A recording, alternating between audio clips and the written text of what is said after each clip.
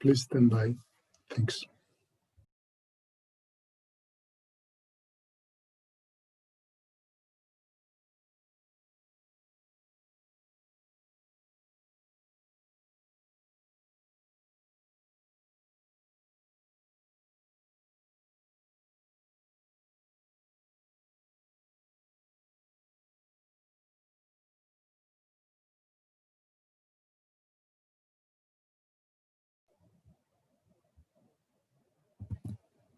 Good morning, good afternoon, good evening from Buenos Aires. Today is November 3, 2020, Election Day in the US. My name is Leandro Passarella. I'm a tax lawyer and professor of income taxation at UTDT's Masters of Tax Law program. I'm with Professor Celina Valls. Hello, Celina. Hello, Leandro. Hello, everyone. Welcome to the UTDT Global Tax Talks. Leandro, could you please remind us which is the purpose of these talks, please? Yes. Following UTDT's mottos of academic excellence, pluralism, and equal opportunity, UTDT Global Tax Talks is a platform fostering an interdisciplinary dialogue among tax law professors, economists, and political scientists, faculty members from all continents. And now we are happy to say that global tax policy makers as well, on a single hard tax topic. Based on a common questionnaire, they are sharing their views on the same issues, offering the audience a comprehensive analysis. In its first edition, UTDT Global Tax Talks is covering the impact of the COVID-19 pandemic on the international tax system. We have a roster of 13 recognized speakers. We have already conversed with scholars from all around the world at different times of the days, on different days, all thanks to technology that has brought us together while being apart. Today, we start what I would say is the encore of our virtual tour before our season finale on December 9. Our talks with global tax policy makers from the OECD, the IMF, and the UN. Today, we have the privilege and the pleasure of speaking with David Bradbury, head of the OECD's Tax Policy and Statistics Division. David Bradbury is the head of the Tax Policy and Statistics Division of the Center for Tax Policy and Administration at the OECD. David is an Australian national and joined the OECD in April 2014, where he now leads a team of economists, lawyers, and statisticians who are focused on delivering high-quality economic analysis and tax policy advice, and providing international comparable tax data and statistical analysis.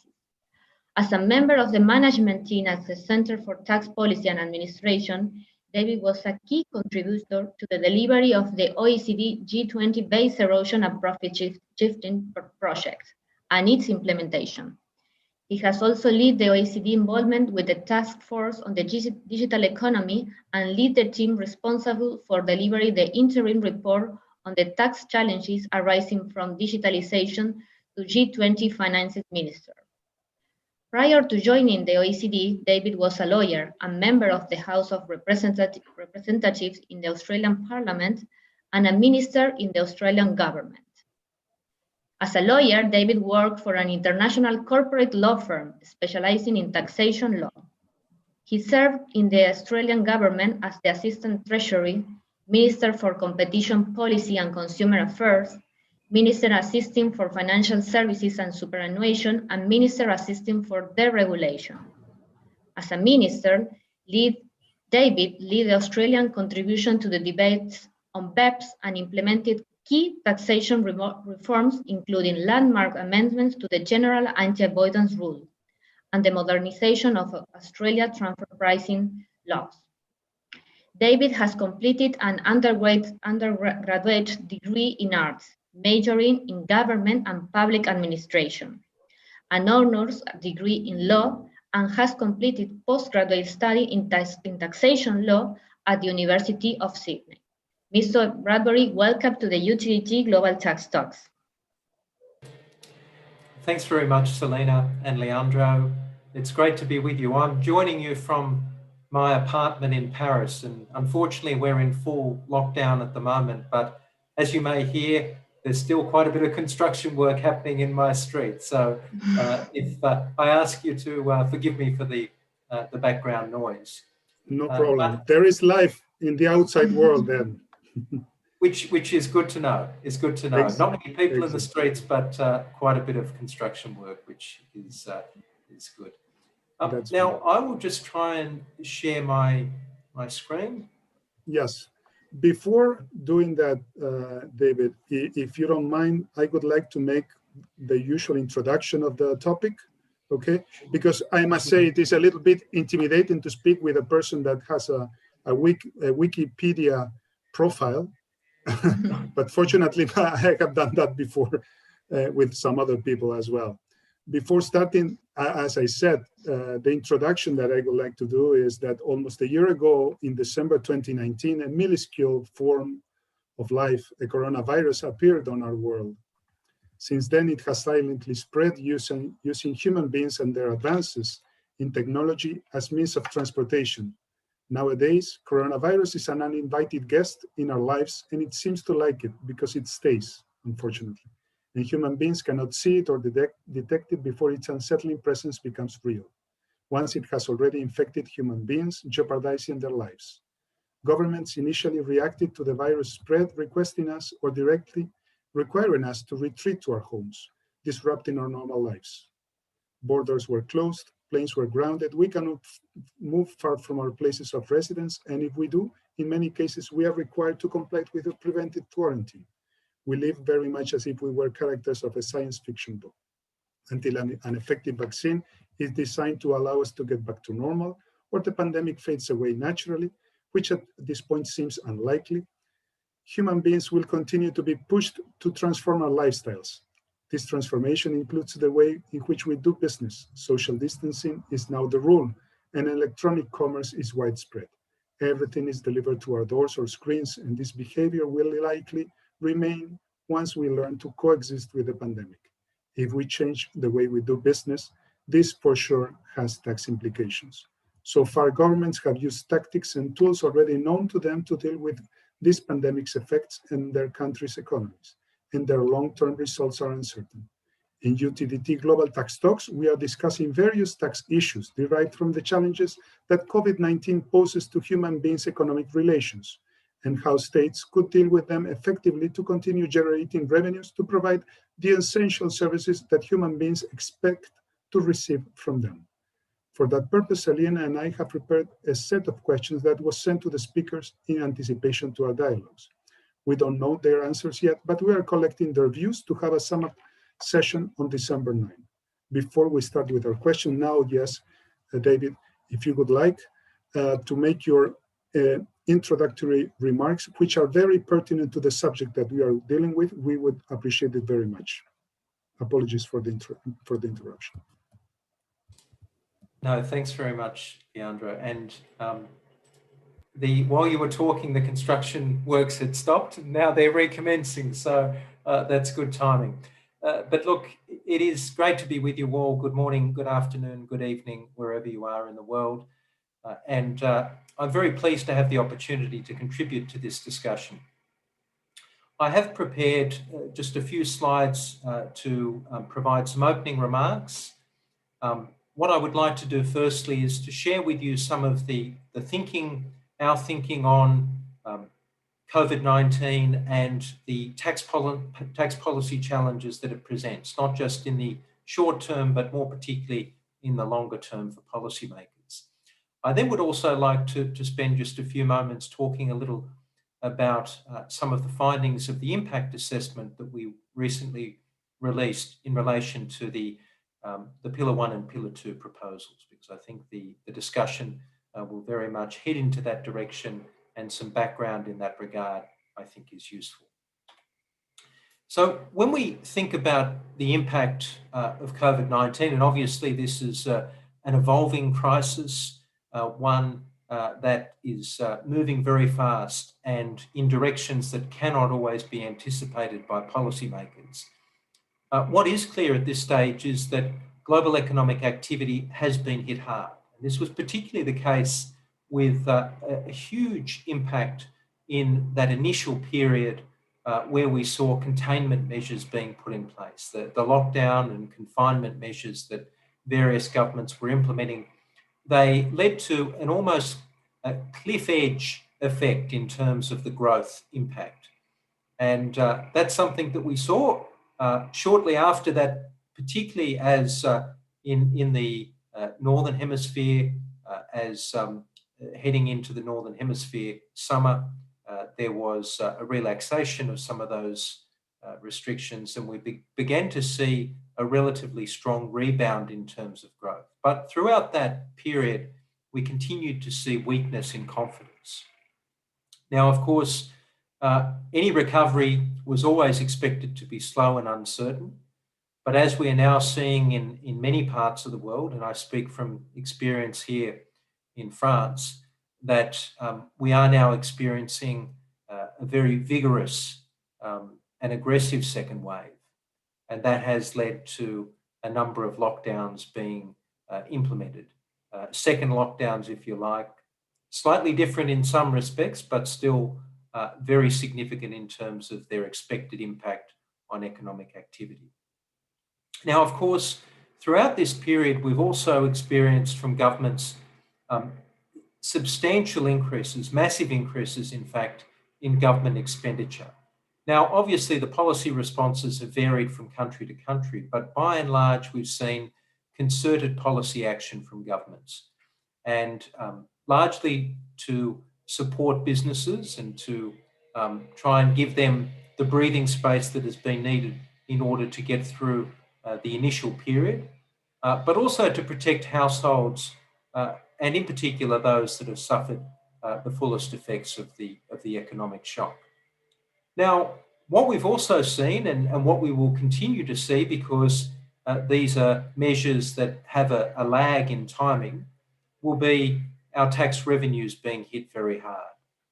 Now, whilst revenue statistics are still being compiled, and the full extent of the impact on tax revenues is something that countries will be surveying over the period ahead, we do know that this, as with all cyclical economic crises, will have an effect on tax revenues. Now, apart from the fact that we're seeing declining profitability from a large number of businesses, we've also seen reduced consumption. And in particular, when you lock down the economy in a way that takes away many of the leisure opportunities that might otherwise be available to people, that leads to a contraction in consumption. And so we would expect both profit and income-based taxes to be affected, but also consumption taxes. Now, in addition to that, there have been a range of policy measures that have been put in place to try and provide businesses and individuals with a little bit more breathing space, and often they have involved tax measures that will also have a negative impact on tax revenues in the short to medium term. Now, all of this means that fiscal deficits are growing and public debt has also risen rapidly. Now, of course, the position will vary from country to country and the starting point will not always be the same, but by and large, we're experiencing these effects. So what does this mean in terms of the tax policy responses that we should be considering, or that government should be considering? Now, if we think about the crisis in a number of phases, and I like to think about the 3 R's, response, recovery, resilience. And the response really relates to the emergency response. The recovery relates to the economic stimulus that our economies will require. Obviously, this process is not necessarily linear, and as some countries will return into confinement or lockdowns, we may see some toing and froing in terms of the sequencing of these events. But the response phase, the emergency response phase, we've seen governments act very quickly to try and support businesses and protect vulnerable households. Now, the recovery phase, obviously, it's important that we don't repeat some of the mistakes of the last major crisis, and we ensure that we don't withdraw support too soon. I think it's also important when thinking about the tax policy decisions that we take today to ensure that those decisions are taken to support not only recovery today, but to align with longer term objectives. And that brings us to the longer term sustainable public finances question. And, we do think that even though we should not be acting too early with our tax policy measures in order to raise revenues, given that there will be a need for that at some point in the future, we do think it's important to begin the process of thinking about what the tax system might look like at the other end of this crisis. And so when we're thinking about long-term sustainable public finances, it is, of course, important to recognise that countries start from different vantage points, and fiscal space varies strongly between countries and tends to be significantly lower in developing countries. So that does limit some of the policy flexibility that may be available to low and middle income countries. But when we think about some of the long-term tax policy reform options, it's definitely, I think, on the table for governments to be thinking about whether exceptional measures might be needed in this exceptional period of time. Of course, we've seen in previous major fiscal episodes, we've seen a range of these exceptional measures considered.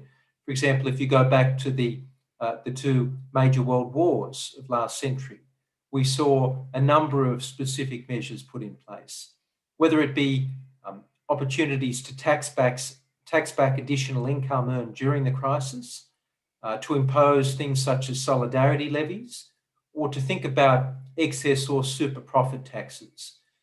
These are no doubt measures that governments will be considering. Of course, we have seen growing inequality in many countries in the lead up to this crisis, and the early evidence suggests that the impact of the crisis is exacerbating some of those inequalities. So that really does give rise to the question of whether or not we should be using the tax system to try and address some of these inequalities. And we certainly think that there is scope to not only increase revenues, but address some of these distributional consequences by strengthening the taxation of capital income and gains. There are a whole range of proposals that are being put forward in terms of wealth taxes and things of that nature. We think it's really important for governments to look at the way in which they're currently taxing capital income and gains and thinking about whether they can strengthen and augment those capital taxes. We think that's a really important place to start, where both additional revenues could be generated, but also some of the inequality issues may, at least in part, be generated or addressed. We think about the importance of a green recovery, and that's both in terms of carbon pricing, but also green budgeting. I think that when we think about the opportunity that we have coming out of the ashes of this crisis to rebuild our economies and to think about the type of tax system that we might want for the future, aligning our tax system with some of our broader resilience-based objectives will be important. We all know that the challenges of climate change are going to be at the forefront of our thinking across the decades to come. Yes, there are some more immediate challenges in confronting this crisis, but those medium to long-term challenges are not going to go away. Deploying our tax system to great effect in trying to address some of those issues will be an important part of the restructuring that will inevitably need to occur at the back end of this crisis. Decarbonisation will be a challenge that we all confront, and carbon pricing is not the only tool, but it is an important tool that can help us better align those medium and long-term objectives with our tax system. And indeed, we think that that should align with some of the green budgeting decisions that are being taken by governments. We're seeing a number of governments thinking about how they can make investments in the short to medium term to stimulate activity in clean energy and new technologies to support decarbonisation and a green transition over time. We think that having both the expenditure and the revenue levers moving in tandem is an appropriate way of dealing with these challenges at this point in time. Then, of course, there are the existing tax bases that could be better utilised. Obviously, when we think about VAT, different countries have utilised it to different extents. For example, many of the European countries are probably utilising VAT to as great an extent as might be politically possible, but many other countries have not yet done that. And this is an important revenue base that needs to be fully explored. In addition to that, we know that property taxation is an area where both the growth objectives of governments can be achieved, but at the same time, those revenue objectives can be achieved whilst also doing so in an inclusive way, with property taxation often having the greatest impact on those with the greatest resources. We also see an opportunity for strengthening health-related taxes, not just tobacco excises and excises on alcohol, but there are a range of other health-related taxes that may well be employed that can help improve the health of our communities, but also reduce our vulnerability and exposure to future risks.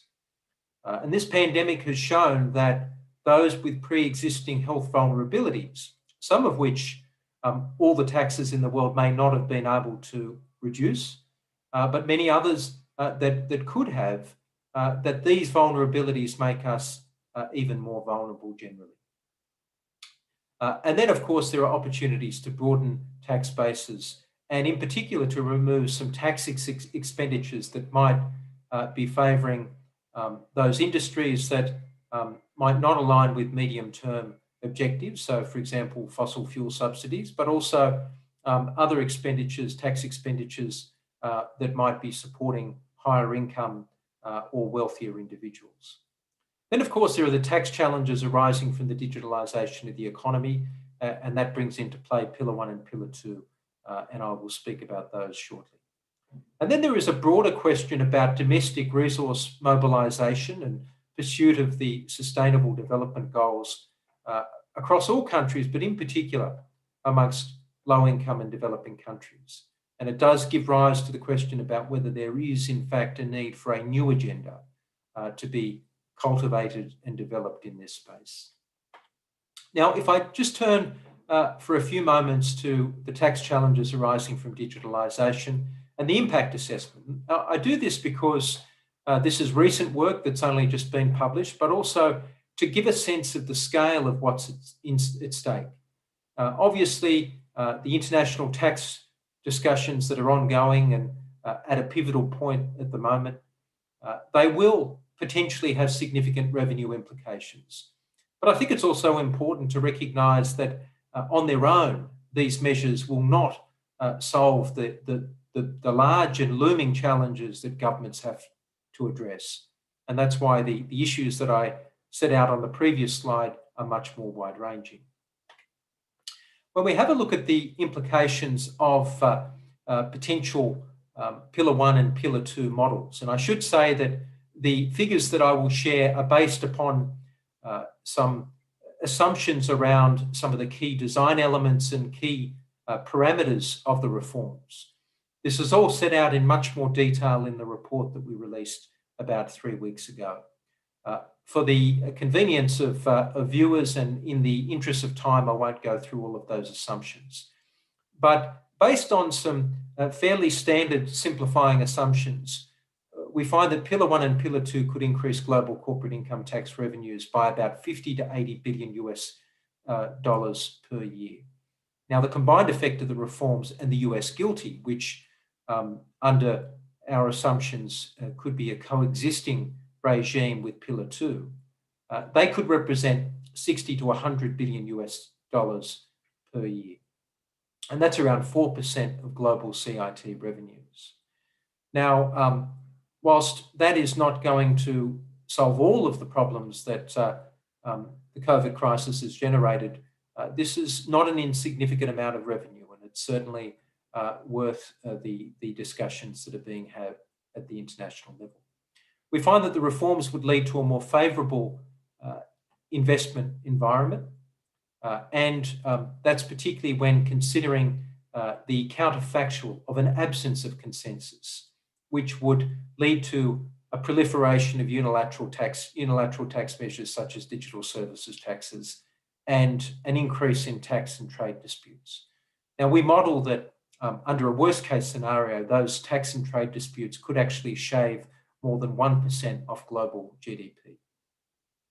Then, of course, the COVID crisis is likely to accelerate the trend towards the digitalisation of the economy and exacerbate the tax challenges that Pillar 1 in particular is designed to address. And that means that the impetus for reform is even stronger.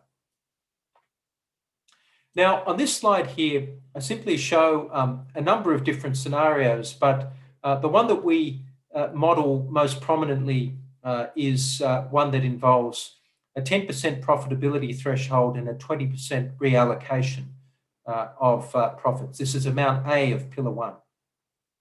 And what you can see here is that taxing rights on about $100 billion of profit could be reallocated under Pillar 1. So, this is a pretty significant reallocation of taxing rights. And I know some of the questions, Leandro, that you will want to touch on go to the question of the reallocation of taxing rights. But this shows with these illustrative assumptions that, somewhere in the order of $100 billion could be at stake in terms of reallocated taxing rights. If we look at Pillar 2, and I should say that the bulk of the revenue gains, this Pillar 1 reallocates taxing rights, but in overall revenue gains, Pillar 2 drives that in a much more significant way. We can see that across a range of scenarios, and I won't go through the detail of them, scenario 3 and 4 are the ones really to focus in on. They involve the impacts of the introduction of Pillar 2, but also the impact of reduced profit shifting and in its indirect revenue benefits.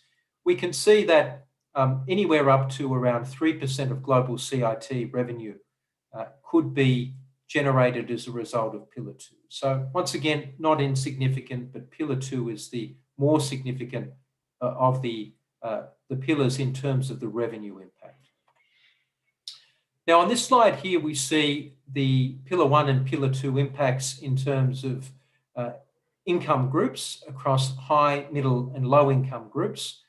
We see that Pillar 1, as a share of CIT revenues, has a more beneficial impact for low income than middle and high income jurisdictions. Not shown on this graph is the investment hubs, who see a fairly dramatic reduction in their tax base as a result of these measures.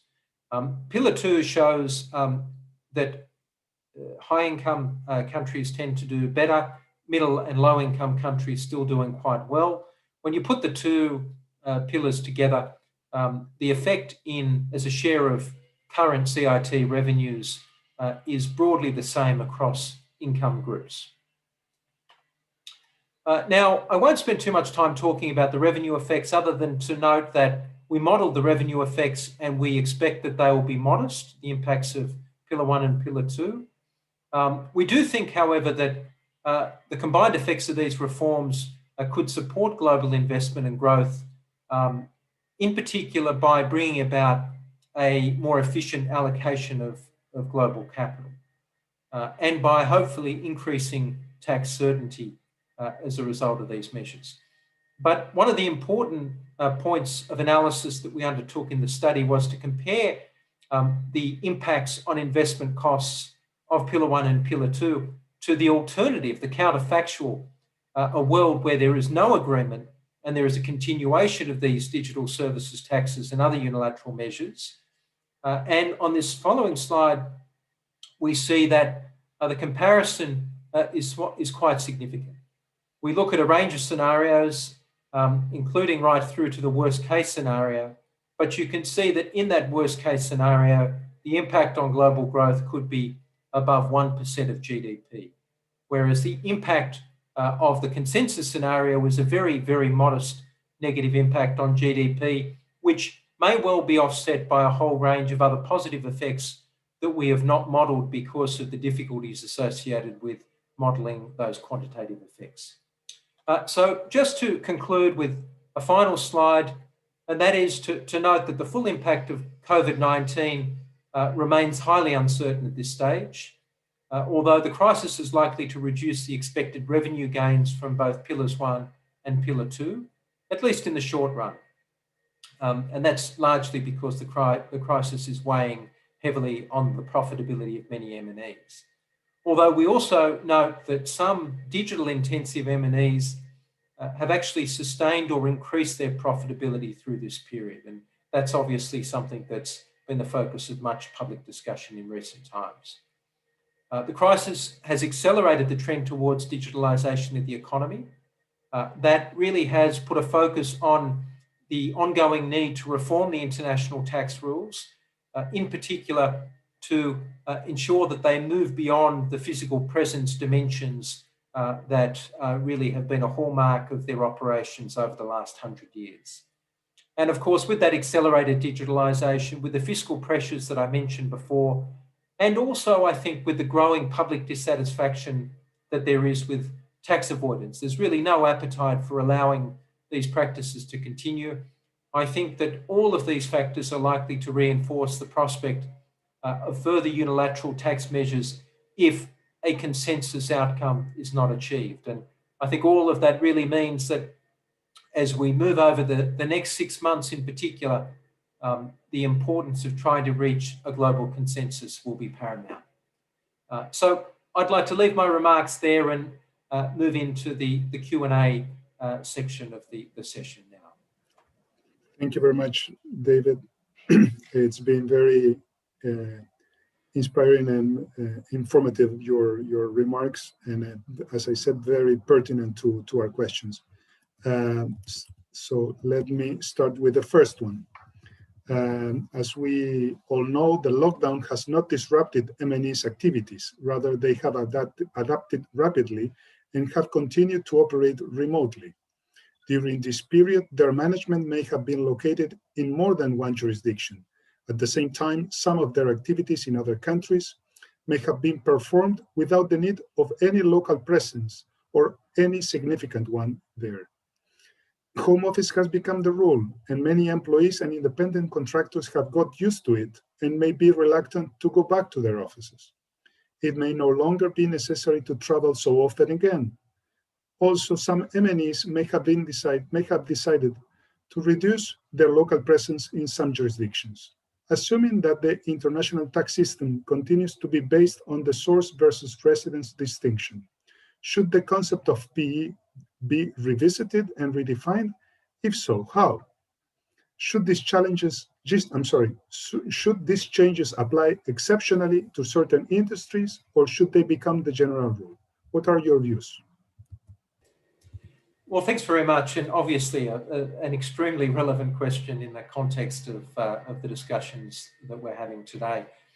Look, I think the short answer is that on the question of the PE definition, I think it's clear that the work that we've been engaged in has been about recognising that some of the key principles that underpin the international tax system really have become outdated with the modern economy. And the trend towards digitalisation that we've all been experiencing for many years now, which has clearly been rapidly accelerating as a result of this crisis, poses a fundamental question for policymakers around whether or not the current rules are fit for purpose. And clearly at the OECD and through the inclusive framework on BEPS, there's a strong recognition that those rules are not fit for purpose and need to be revised in some way. I know the inclusive framework, it's got 137 jurisdictions, and we work together on an equal footing. I saw a message come across the chat a bit earlier that Carlos Proto from Argentina is actually following the session today. He's Argentina's representative in the high-level discussions that are occurring, and he's been at the table as we've been working through these issues.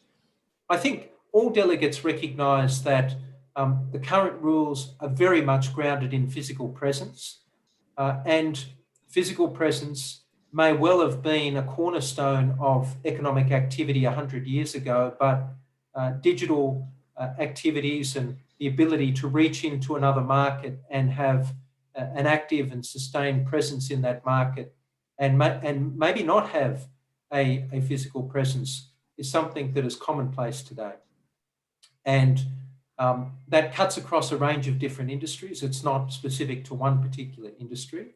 And that's why consistently over the years, the Task Force on the Digital Economy through its work has cautioned against efforts to ring-fence the digital economy.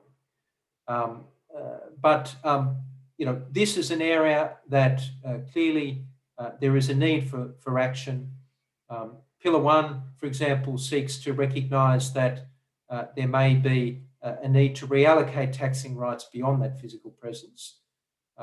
Consumption is one element of that, but as we've seen through the work that we've done at the Inclusive Framework, that the activity of users, which may not necessarily directly equate with consumption, is also something that many countries believe needs to be recognised, and taxing rights should be afforded, at least in recognition of the contribution that users make. So this is an area where there is clearly a need for reform. I think that the work that's being undertaken through the Inclusive Framework is heading in the direction of seeking to achieve that reform. The only way that reform really can be effectively achieved is with coordination at the global level through a multilateral process. And that's why I can understand that from time to time people look at the Inclusive Framework process and they're frustrated by the pace of that progress. But any durable reform is going to require that all of the parties at the table sign up to that reform. And that's why we do believe that a consensus-based process at the multilateral level is the only way to achieve that. And let's be honest that if reform is to be achieved here, it will require renegotiation of tax treaties. Now, we can allow that to happen in an ad hoc and bilateral way, or we can seek to implement these rules in a way that will have much broader effect. I think we all agree that if there can be international consensus on these questions, that's a much better approach than leaving it to either unilateral, bilateral, or even regional approaches that will ultimately be second, third, or fourth best options if multilateral agreement cannot be achieved. Thank you, Mr. Bradbury. The second question is related to your preliminary remarks and the response to the first question. And it's the following one. Is the current international tax system designed to attribute tax jurisdiction among states fairly so that they can generate tax revenue to deal with situations like the COVID-19 pandemic effectively? Why? If this goal is not achieved with the current system, how could it be attained? Which line of policy should be followed to achieve this goal? What do you think about? No, look, I think the question of the allocation of taxing rights and what is a fair balance in the allocation of those taxing rights is obviously a very subjective question, and different participants in international negotiations will have different views on what the appropriate balance in taxing rights might be. I think a couple of important things to recognise when we're thinking about the overall mix. Yes, there is the ongoing and critical debate around corporate taxation and the allocation of taxing rights in relation to corporate profits. But of course, the corporate tax is but one of the tools available to policymakers when it comes to their ability to tax activity, particularly where it might be cross-border in nature. Consumption taxes, of course, are an important part of that picture. And whilst consumption taxes will never be a complete answer to many of the underlying challenges that digitalisation has thrown up. There are some areas where some very important concrete reforms can be put in place and where taxing rights can be exercised by a whole range of market jurisdictions to an extent that perhaps has not previously occurred.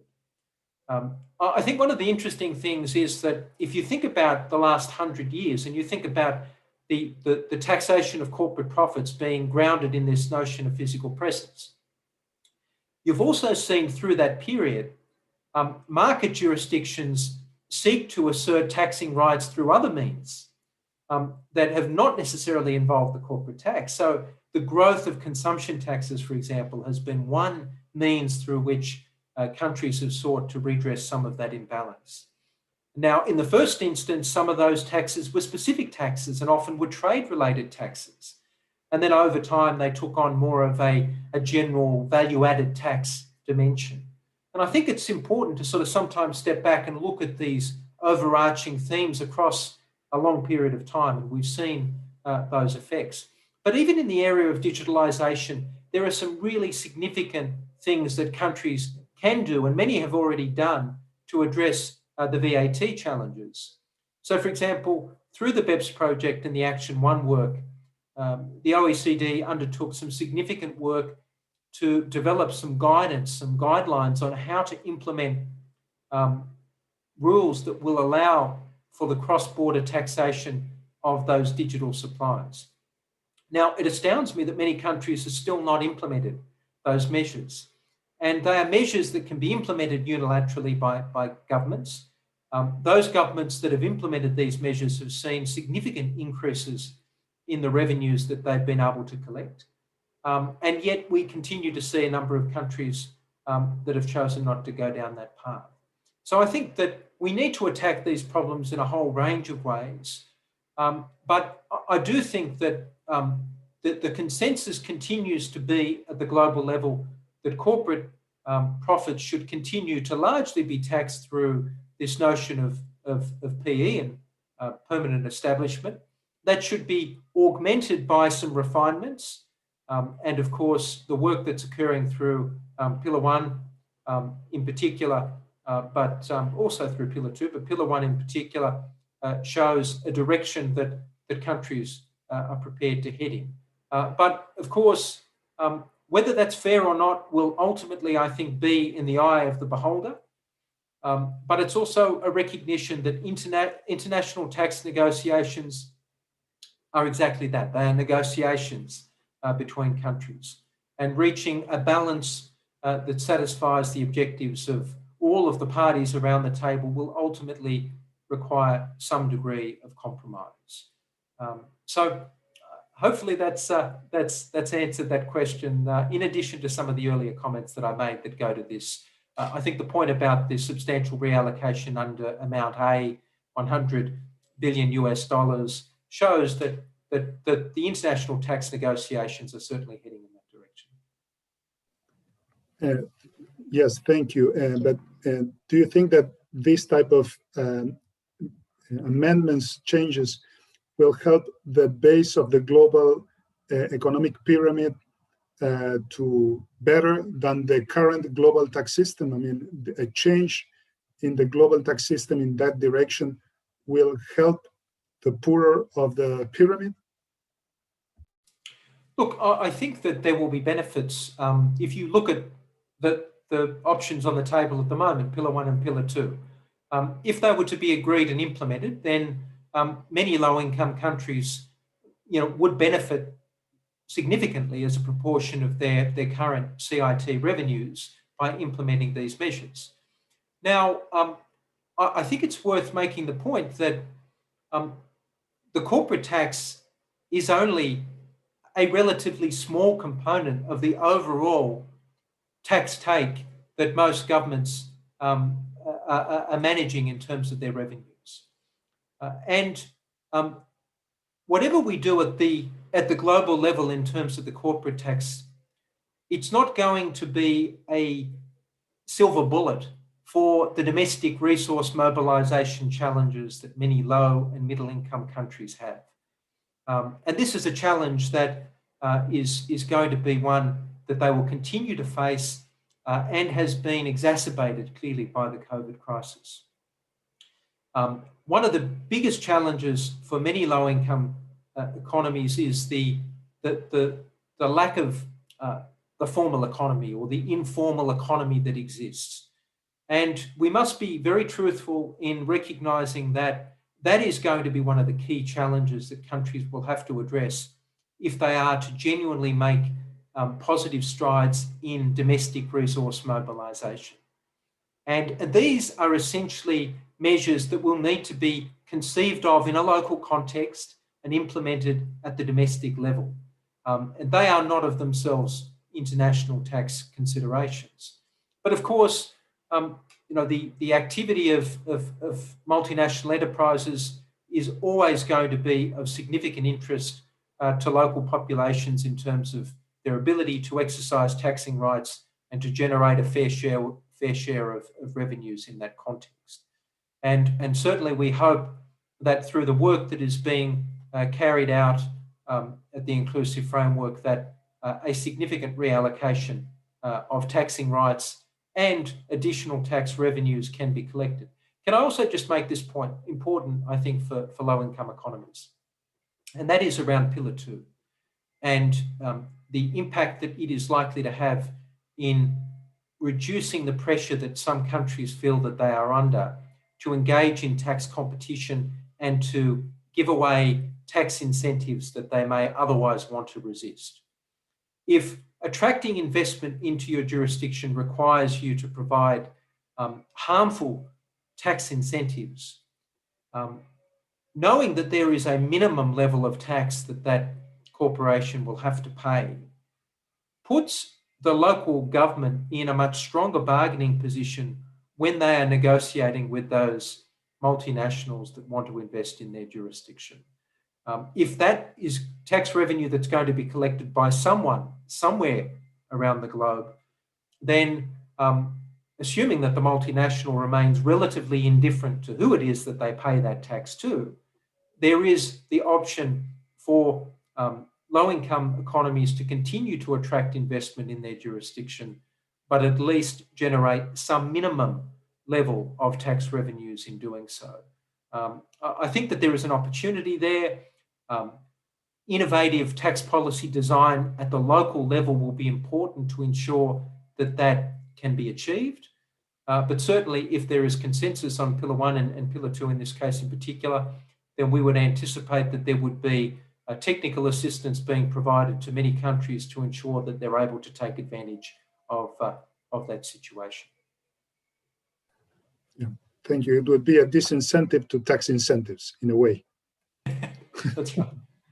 Yeah, well, let's move to our third question, which I think that we have already touched some parts of it. And our question is whether this pandemic is an opportunity to shift the current international tax system to set aside the source and residence concepts. And in that case, I think that we have already covered this, but it would be good to have a final say on this. But in that case, which should the substitute be, in why, and what is the role and the impact of digital services taxes in this shift? What are your views? Look, I think, as you say, I've commented on these matters generally, but just to offer a couple of quick remarks. I think that when we talk to countries across the inclusive framework, there is appetite for reform.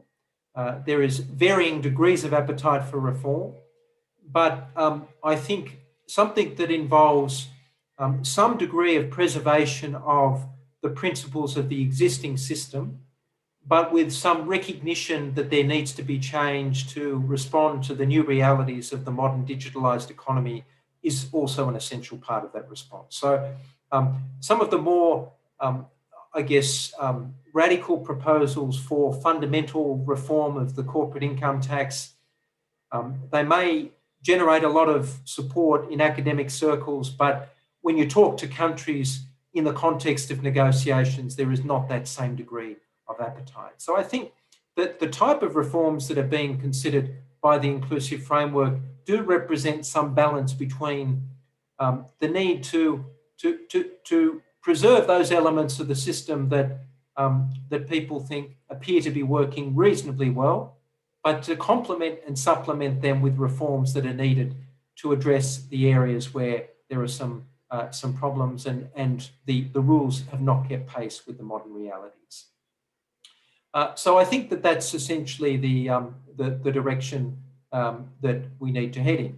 In terms of digital services taxes, clearly we have a situation where our preference at the OECD through the inclusive framework is multilateral agreement. We think that that's the best outcome. Now, but we also recognise we live in a world where there doesn't seem to be a lot of multilateral agreement on a whole range of things. Whether that's temporary, whether there will be opportunities to rediscover some of that sense of multilateral cooperation that we have sometimes enjoyed over periods since the Second World War, we hope will not be that far away.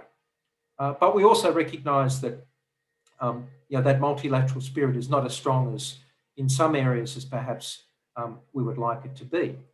I think I'm encouraged by the fact that everyone's still at the table when it comes to the inclusive framework, continuing these negotiations. The digital services taxes, there are a range of problems with the taxes themselves, and perhaps the biggest one is the risk of double taxation, and also the fact that because they're not a profit-based tax, they can end up imposing high levels of tax on companies that are not necessarily making a profit to begin with.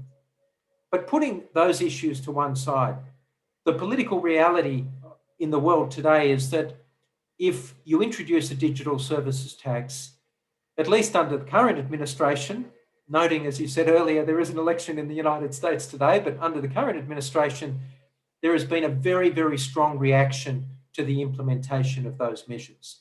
And that has precipitated a threatened trade retaliatory response. That in the case of France, for example, has moved from a threat to something that is actually a much more real indication of a trade response if the digital services tax goes ahead. Now, in that environment, it's not just about the tax revenue you collect. It's what does this mean for global trade and what does it mean for global growth if the efforts of individual nations to try and collect some additional tax, which they may, from a bona fide perspective, believe that they're entitled to be collecting. But if that spirals into a trade conflict and a trade war, then, what is the benefit of that? And I think that is the reality of what we deal with at the moment, is that even if you are a supporter of unilateral measures and you see them as being justified and effective and appropriate tax policy measures, you have to weigh up the benefits of that additional revenue with the prospect of triggering a trade response and a trade war. Is it worth it? Individual nation states, being sovereign in these matters, will form their own judgments. For my part, I would like to put most of my eggs in the multilateral basket. Thank you, Mr. Bradbury. Now we would like to introduce a short question about transfer pricing. The pandemic affects the multinational intercompany transaction comparability. So the question is, which are the challenges and possible solutions to determine the arm's length range during this economic downturn?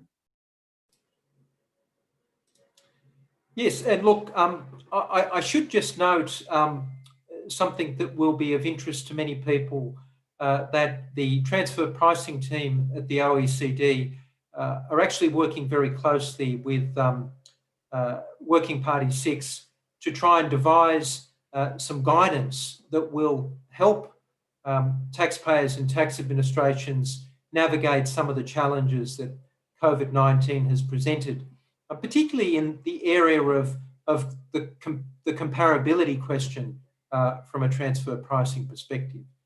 If you think about the nature of this crisis and you think about the impact that it has had, I described some of that earlier, a really profound impact on the profitability of some firms, but also we see other firms that are doing quite well, and in fact, some of them that appear to be prospering in this environment. But regardless of whether you're suffering adverse or positive impacts in terms of profitability, we've seen such a significant change for so many firms that this question of comparability is a real difficulty. And often the data upon which transfer pricing specialists will rely in their comparability analysis will be historical data. Now, in seeking to rely upon that historical data in the context of such profound and immediate changes, this creates all sorts of difficulties. Now, we recognise that there are a range of other issues that it creates, obviously in terms of whether it be government assistance programs, the questions around allocation of losses and costs, and the impact on APAs.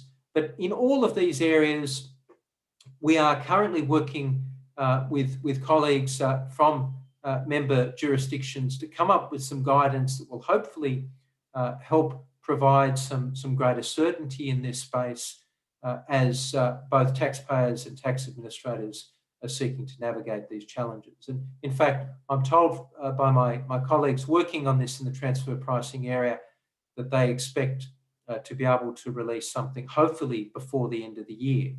Now, the end of the year or early next year, whatever it ends up being, they are working hard to try and assist and to provide some additional guidance there. So hopefully that's something that will be of some assistance.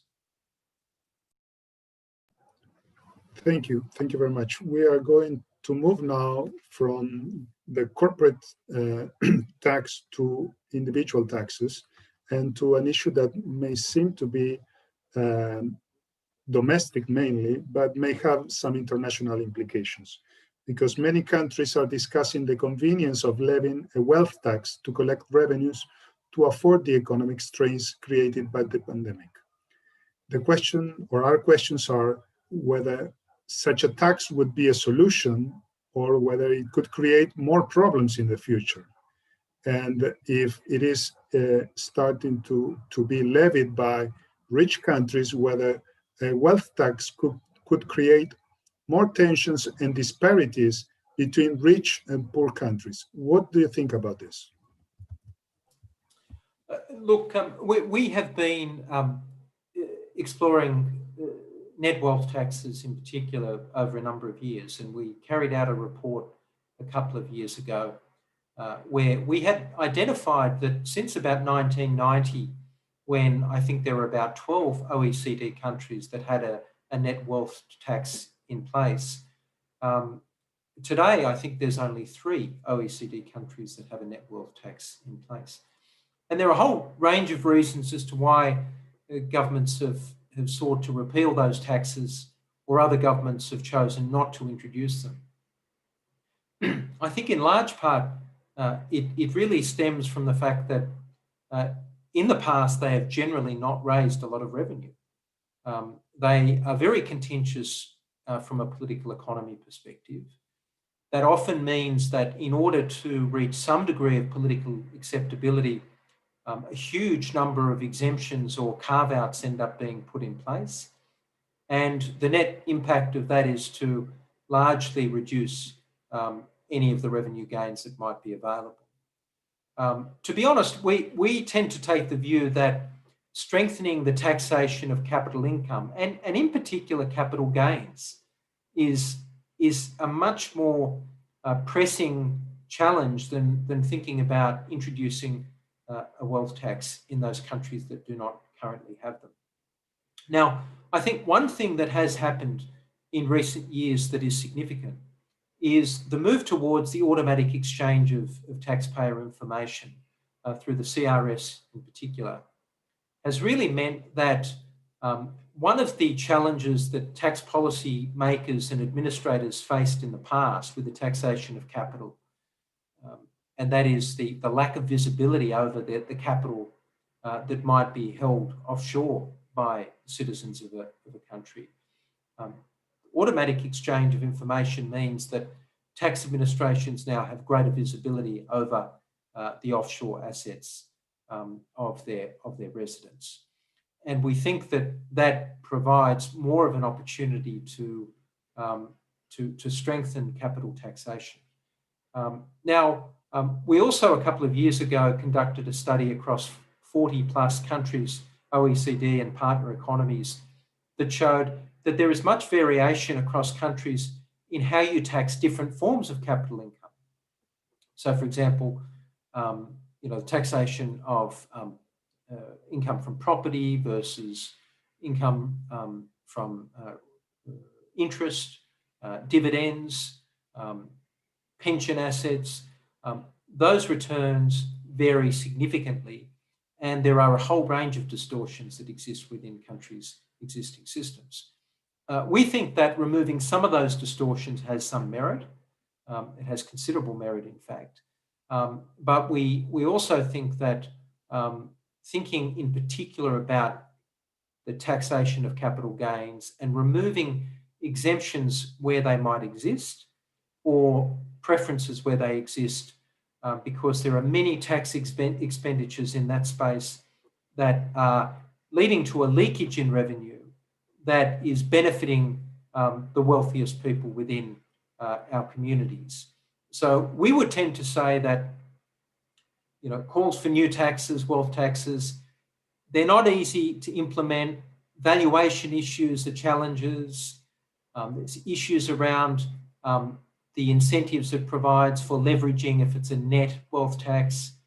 And then there's the political economy challenges that come with it. We think a much more fertile area for policymakers to be thinking of is how to strengthen existing capital taxes where there is much scope to be able to do that. Thank you very much, Mr. Bradbury. So the next question is, if the government were to introduce such new taxes, how do you think that taxpayer would react in general to this potential tax increase resulting from the pandemic? What do you think? I think that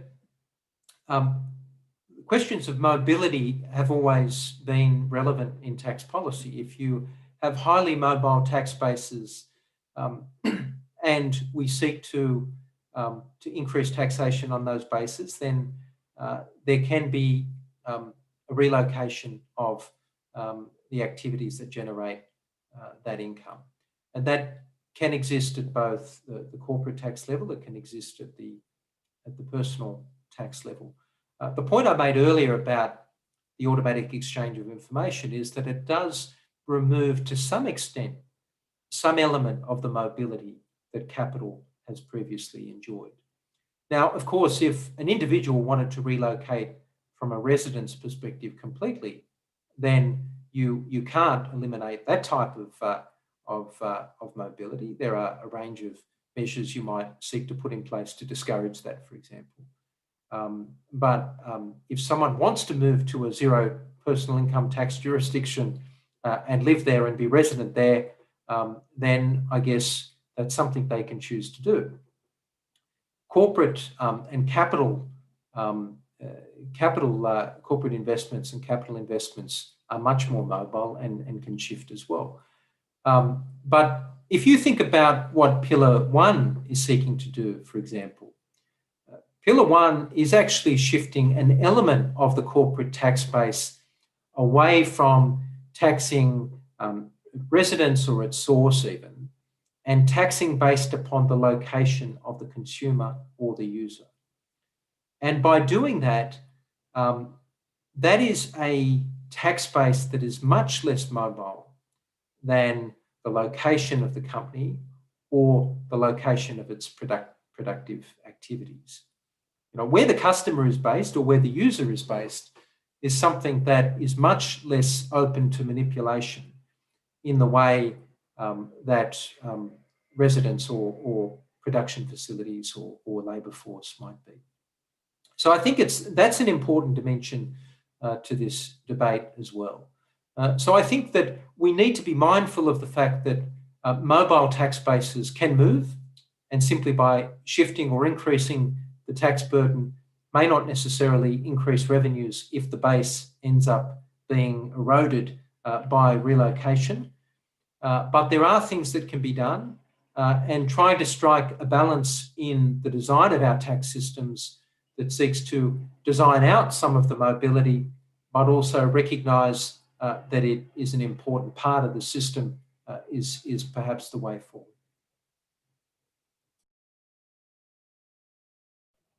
Thank you. Thank you very much. We are reaching to our final question, our seventh question, which is whether this pandemic requires policymakers to think out of the box to find new collaborative solutions to help the vulnerable, rather than the usual tax increases and money printing techniques. In other words, do poorer countries have a claim to receive tax revenues from richer countries to help them cope with crises like COVID-19?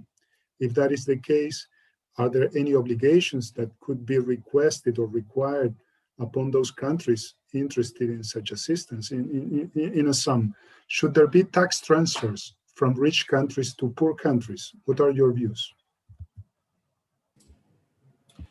I think that it is always important to recognise that there are limitations to what tax policy can do. And I think that this is something that as tax people, we often immediately see a problem through the prism of potential tax policy responses. And it may be the case that tax policy may not be the most effective way of addressing some of the deficiencies that we may be seeking to redress. Now, when it comes to questions of global inequality, there are a whole range of dimensions that are feeding into existing inequalities and feeding into the barriers towards greater equality moving forward. Now, allocation of taxing rights is a very relevant part of that discussion, but it's not the only part. And in fact, being able to mobilise resources domestically, being able to grow economies is one of the most important elements of being able to sustain increased tax revenues for low-income countries. Now, simply reallocating taxing rights is not going to overcome those very difficult and complex underlying challenges that need to be addressed. Now, as I mentioned earlier, there is a significant reallocation of taxing rights envisaged under the proposals currently being discussed by the inclusive framework.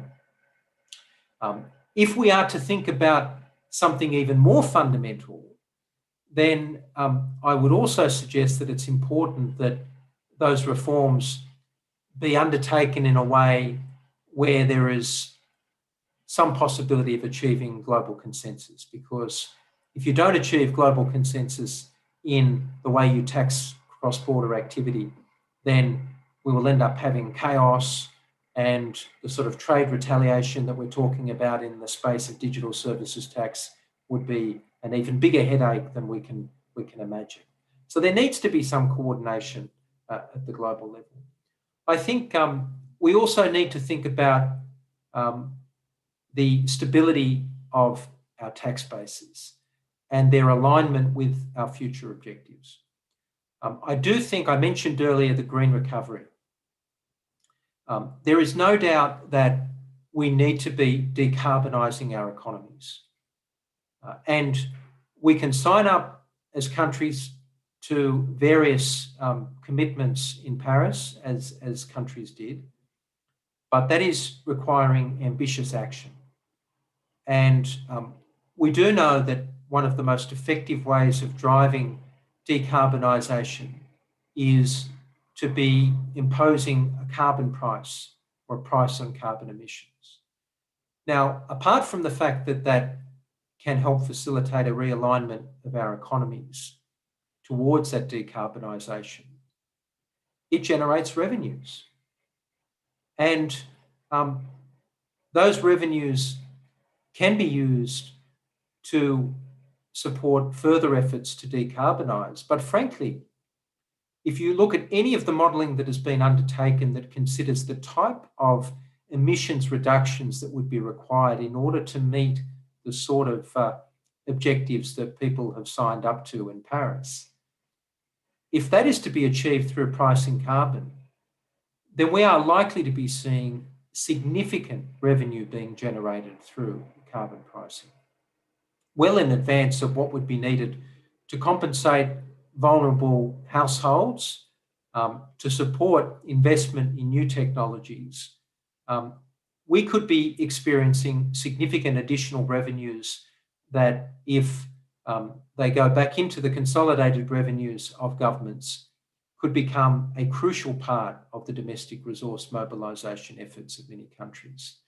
So, do we need to do things differently? I think we need to do many things differently. And one of the obligations we have is to say that if we don't rebuild our economies through the back end of this pandemic in a way that recognises some of the imbalances, distortions, or inadequacies that existed beforehand, and if we don't do that with a view towards what our economies and societies are going to look like in the next 50 years, then we have failed the test that future generations will hold us up against. So I think there is an important need to reconsider many aspects of the way we tax. But for my part, I think the urgency in the medium term of the climate challenge, the ability to raise revenues in a way that helps facilitate that decarbonisation, means that this is one of the crucial areas that we need to be putting some focus into. Thank you very much. I think that we have one final question from our audience, if we may. It says that whether the non-G20 hubs like Luxembourg are arguably the main losers of Pillar 1 and Pillar 2. Are these hubs strong enough to block a multilateral resolution of the digital taxation problem as crystallized in both pillars? Yeah, look, I think the impact of Pillar 2, for example, on investment hubs, firstly, it will have a direct impact in reducing profit shifting, and that will lead to indirect revenue gains that will see some shift away from investment hubs. There's no doubt about that. What remains unknown is how those investment hubs will respond. Will they introduce minimum taxation? Will they increase their tax rates up to that minimum? Now, if they do that, and that does not lead to any change in the investment decisions of firms, then they stand to gain additional revenues. Although I suspect that it is unlikely that the investment decisions of multinationals would remain unaffected if those investment hubs increased their tax rates up to a minimum level. So that then is likely to bring about some reallocation of real economic activity and investment activity into other jurisdictions. Now, that is something that could have a very significant impact. Now, at the end of the day, if you think back to what was said during the BEPS project quite consistently across the board, and that was to ensure that some tax is being paid in the locations where the economic activity occurred. If that some tax becomes a minimum level of tax, then I think that will support the domestic resource mobilisation objectives of countries all around the globe and will be a positive outcome. Now, on the politics of whether or not individual countries that may be losers potentially as a result of this might seek to block this, of course, countries will seek to act in their own interests. But I do think that if there are enough significant countries willing to support reform in this direction, then you know, the power of that will be very persuasive. And that is something that I think, you know, as was the case in the BEPS project, where there is a very strong collective sense of will across major economies, and a recognition that the absence of a global consensus will mean unilateral measures with all of the negatives that come with that. In particular, the fragmentation of the international tax system, the potential for tax and trade disputes. And I would assume these unilateral measures will only get more and more aggressive over time as frustration from various administrations increases and their populations. So even though there are some jurisdictions that may stand to lose revenue as a result of these reforms, I do think that the overall benefits in restoring some stability and certainty to the international tax system is a set of benefits that even for those countries are worth signing up for. So we'll wait and see. I suspect that there are many variables in play, not least of which on this day, which happens to be the US presidential election, the outcome of those results will no doubt be watched very keenly by international tax observers, given the important role that the United States has and no doubt will continue to play in these discussions. But for our part, we continue to work with the 137 jurisdictions of the inclusive framework with faith and confidence and hope in the multilateral endeavour so that we can hopefully restore certainty and trust in the international tax system and come up with a revision to the international tax rules that countries are prepared to sign up to. Thank you very much, Mr. Bradbury. It's been very interesting, all your views. It seems that the construction outside your home has finished. and we thank you for your availability. We are, as I said before at the beginning of the introduction, we are having our final talks with global policymakers. Next week, we are going to have our talk with Michael King from the IMF. And we are going to ask the same questions. And for now, we thank again the OECD. Please extend our thanks to Mr. Sanamon for your participation here. And we look forward to staying in touch and see you next week with our talk with Michael King from the IMF. Until then, take care, stay healthy, wear your masks. Bye-bye. Bye-bye, thank you. Thanks very much. Thank you.